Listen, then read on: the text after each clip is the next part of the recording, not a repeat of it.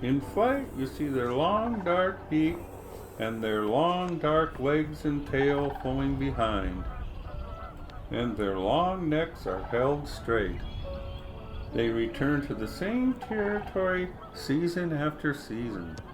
They preen their feathers with mud during the breeding season, which gives them a reddish-brown color from the iron-rich mud. Gray overall, they have red heads, white cheeks, and long pointed beaks.